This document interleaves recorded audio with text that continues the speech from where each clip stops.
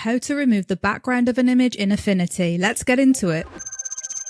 Start by heading over to the selection tool and enable the selection brush tool.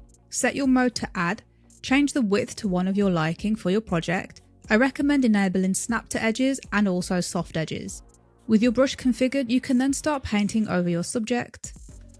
If you overpaint anywhere like I have here, you can hold Option or Alt on your keyboard and just paint back in those areas. Once you're happy with your selection, head up to Refine. This is going to help us refine the outlines, and it's especially helpful if you're working with images where you have wispy hair around the outlines. Within the Refine selection, you can change the preview to one that suits your image. In this example, I'm going to set mine to black.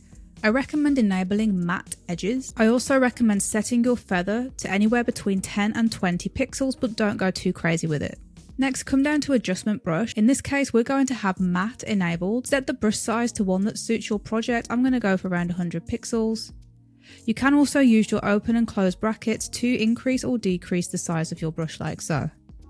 Next, start painting over the areas where you may have some wispy hair. Mine was at the top here. If you can still see artifacts in the background like I have right here, you can then come into background and start painting over the background, and this will remove the background from the image. Once you've completed the painting, come down and enable color decontamination. This is going to further fine tune those edges there.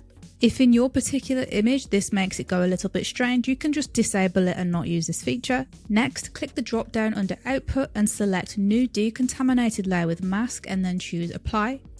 Now if we come up to layers and disable our original, we can see that we've removed the background of our image, and that's all there is to it.